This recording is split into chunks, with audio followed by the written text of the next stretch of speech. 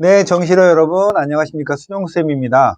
자, 정시 지원이 끝나고 나면 여러분이 이제 잘 놀기만 하면 되는데요. 놀면서도 조금씩 알아놔야 될 정시 지원의 절차에 관한 얘기 몇 가지 말씀드리려고 합니다. 일단 전문대 정시 원서 접수는 12월 29일 일반 4년제 대학하고 똑같이 시작을 해서 1월 12일까지 진행을 하니까 혹시 4년제 대학의 정시 원서 접수가 마음에 안 들었던 학생은 전문대 정시 원서도 더 추가적으로 쓸 수 있습니다.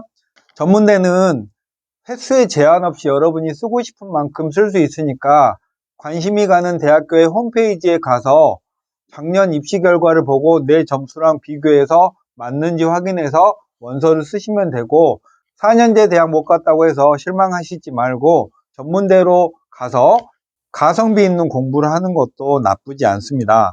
그다음에 정시 전형 기간은 여러분은 아무 신경 쓸 필요 없이 여러분이 원서 접수를 하면 대학들이 가군, 나군, 다군의 순서대로 평가를 해서 합격자를 가리는 시간입니다. 여러분은 그냥 가만히 있으면 되겠고, 여기까지는 가만히 있으면 돼요.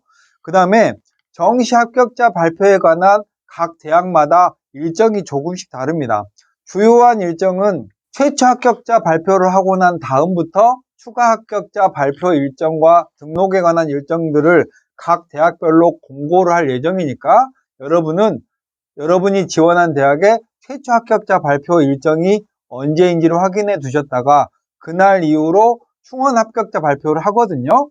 그거에 따라서 이제 합격 사실을 확인하시면 되겠고, 보통 최초 합격자 발표를 한다는 날짜보다 실제로 대학들은 며칠 더 먼저 하는 경우도 꽤 많으니까 요날 발표하겠지라고 믿지 말고 그 전부터 가서 자주 방문해서 확인을 해 보시면 되겠습니다.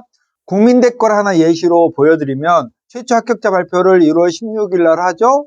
그리고 나면 여러분은 전자문서 등록을 해 두셨다가 2월 7일부터 2월 9일 사이에 등록금을 납부하시는 거예요. 그리고 나면 충원 1차, 충원 2차, 충원 3차, 충원 4차 이후 이렇게 해서 추가 합격자 발표 일정을 세세하게 소개해 놨죠. 다른 대부분의 대학들은 최초 합격자 발표를 하면서 그 이후에 충원 합격자 발표는 언제 하고 등록은 언제 하고 이런 것들을 다 자세하게 안내하고, 제가 지금 여기에 설명드린 내용이 모든 대학에 다 딱 들어맞는 건 아니고 대학마다 조금씩 등록과 발표의 방법이 다르다는 사실을 생각해 두시면 되겠습니다. 여러분이 이제 정시를 기다리다가 보면 최초 합격자 발표를 하겠죠. 그러면 여러분이 최초 합격을 할 수도 있고 예비를 받은 상태가 될 수도 있잖아요. 최초 합격자 등록은 문서 등록을 했다가 나중에 2월 7일에서 9일 사이에 등록금을 납부하는 이런 케이스도 있고, 2월 달이 넘어가서 최초 합격자 발표를 하면 바로 등록금 납부 절차가 이어지는 경우도 있고요.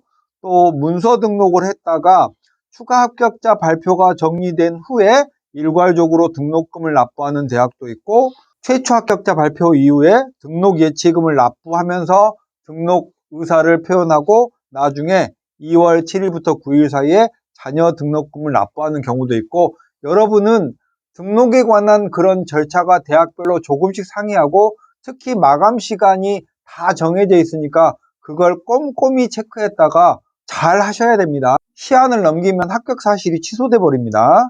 제가 2022학년도에 대학별 등록의사 표시 방법으로 정리해 놓은 거고요. 여기에 없는 대학은 대학별로 달라지거나 올해 아직 발표를 안 한 대학이니까 여러분의 지원 대학에 따라서 확인을 해 두시면 되겠고, 이제 최초 합격을 못했어요. 그러면 여러분이 예비를 받고 추가 합격을 기다려야 되잖아요. 추가 합격은 보통 3차 이상에 걸쳐서 발표를 하고 1차, 2차, 3차 정도는 홈페이지에 발표를 하고 2월 16일 추가 합격자 통보 마감 시간에 가까워지면 가까워질수록 여러분이 정시 원서 접수했을 때 적어놓은 전화번호로 개별 전화 통보가 갑니다. 그러니까 2월 16일에 가까워지면 가까워질수록 전화기를 정말 잘 긴장 속에 대기해야 된다는 사실 꼭 잊지 마세요. 주로 오후랑 밤에 마구마구 연락이 오니까 연락 못 받고 시간 지나면 합격 사실이 취소돼 버립니다. 그러니까 이때는 전화기 앞에서 먹고 자고 하면서 기다리셔야 됩니다. 그리고 여러분이 어떤 대학에 합격 사실을 알고 등록을 했어요. 전자문서 등록이거나 등록 예치금을 내거나 혹은 등록금을 납부했을 수도 있죠. 그 다음에 새로 더 좋은 대학에 합격을 하게 되면 앞에 등록한 대학을 포기해야 되잖아요.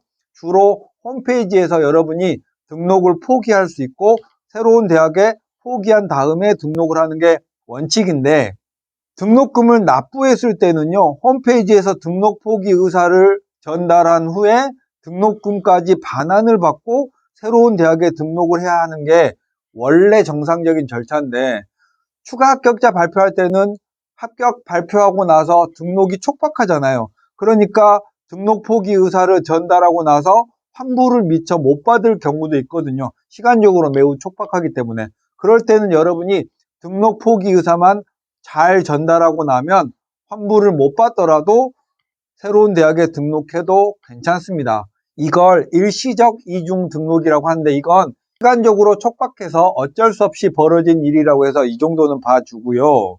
그러니까 여러분이 등록금을 낸 다음에 새로운 대학에 합격해서 막 포기하고 새로 등록하고 이런 절차가 이루어질 때는 여러분에게 돈이 딱 마련되어져서 새로운 대학에 등록금 납부를 해야 등록이 될 때는 빨리빨리 입금을 할 수 있도록 돈 준비를 잘 해 놓으셔야 되겠죠.